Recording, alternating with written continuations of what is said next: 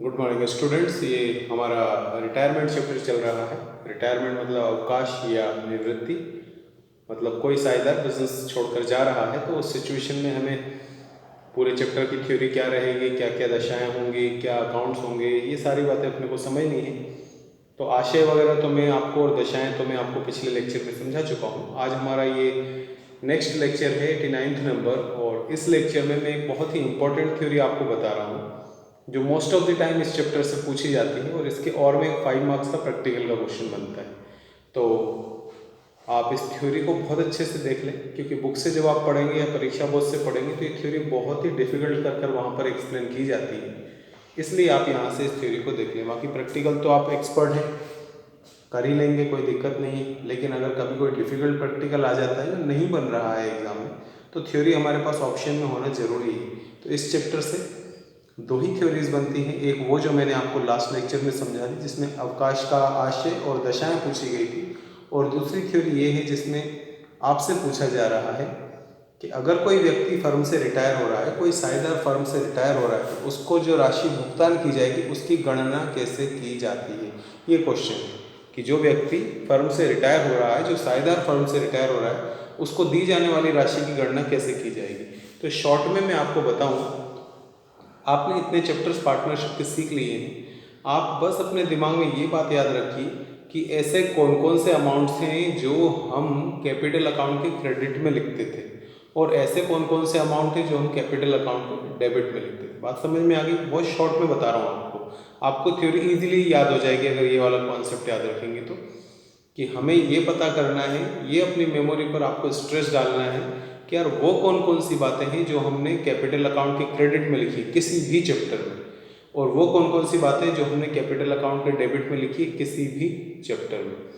जो चीज़ें आप पूंजी खाते के क्रेडिट में लिखते हैं वे साझेदार को प्राप्त होती हैं, और जो डेबिट में लिखते हैं वो साझेदार से हमें लेना होती है। इन दोनों राशियों का जो अंतर आएगा वही हम साझेदार को भुगतान करेंगे।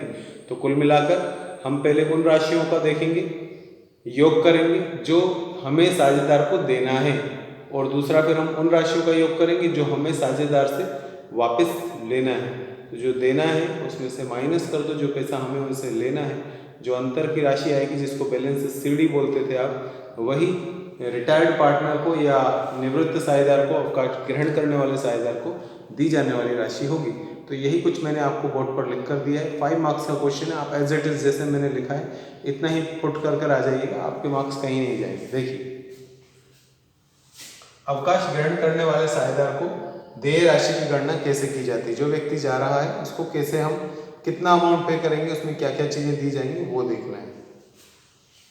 अवकाश ग्रहण की दशा में यह आवश्यक है कि देय साझेदार को राशि की गणना की जाए, मतलब जो व्यक्ति जा रहा है उसको कितनी राशि दी जाए ये जरूरी हो जाता है, क्योंकि पैसे तो आपको देना पड़ेंगे, क्योंकि जब वो आया था तो वो पैसे लेकर आया था, अब वो जाएगा तो उसको पैसे आपको वापस करने पड़ेंगे, भुगतान करना पड़ेगा। तो ये आवश्यक है कि देय राशि की गणना की जाए।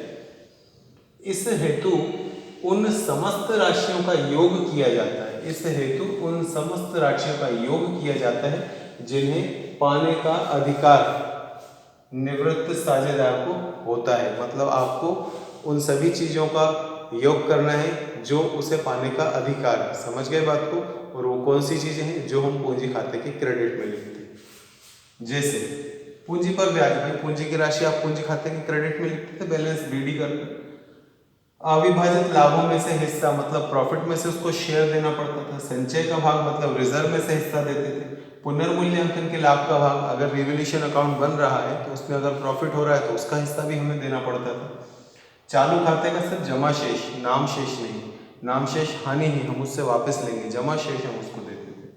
पूंजी पर ब्याज देंगे, अगर हमारे जो एग्रीमेंट हमने बनवाया साझेदारी सलेख उसके अनुसार अगर ब्याज दिया जाना है तो पूंजी पर ब्याज देंगे, अदरवाइज तो ब्याज का कोई क्वेश्चन ही नहीं।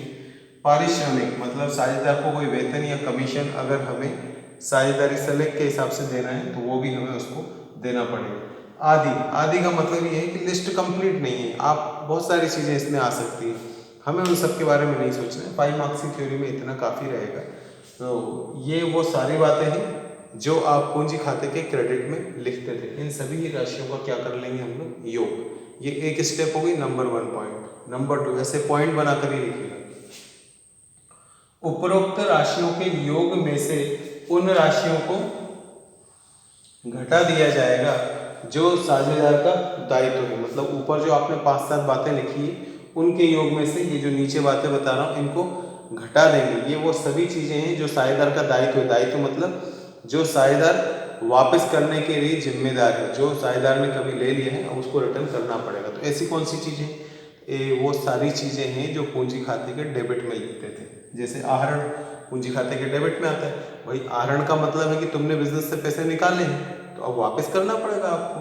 आहरण पर ब्याज, ये भी हम डेबिट में लिखते थे। अपलिखित ख्याति का भाग, ख्याति जब अपलिखित की जाती थी तो पूंजी खाते के डेबिट में लिखते थे, वो हानि हो जाती है एक तरीके से। तो उस हानि का भाग भी इसको हमें इसी को वहन करना पड़ेगा। अविभाजित हानि का भाग मतलब अगर बिजनेस में कोई प्रॉफिट होता है तो हम उसको क्रेडिट करते हैं, तो कोई लॉस होगा तो हम उसको डेबिट करेंगे। इसी तरीके से जैसे चालू खाते का क्रेडिट शेष है तो चालू खाते का डेबिट शेष भी होगा। तो ये वो सारी बातें हैं जो पूंजी खाते के डेबिट में आती हैं, ये वो सारी बातें हैं जो पूंजी खाते के क्रेडिट में आती हैं। तो आपको क्रेडिट के टोटल में से डेबिट का टोटल माइनस करना पड़ेगा। शेष राशि ही रिटायर्ड पार्टनर को देय होगी। तो थर्ड पॉइंट, तत्पश्चात, तत्पश्चात मतलब इसके बाद मतलब किसके बाद, 1 में से 2 को माइनस करना है। ये 1 नंबर पॉइंट है, 2 नंबर पॉइंट। 1 में से 2 को माइनस करो, तत्पश्चात प्राप्त राशि अवकाश ग्रहण करने वाले साझेदार को देय राशि कहलाती है। इसके बाद जो हमें पैसा मिलेगा वही अमाउंट होगा जो हम जाने वाले साझेदार को भुगतान करेंगे। बस इतनी ही थ्योरी है।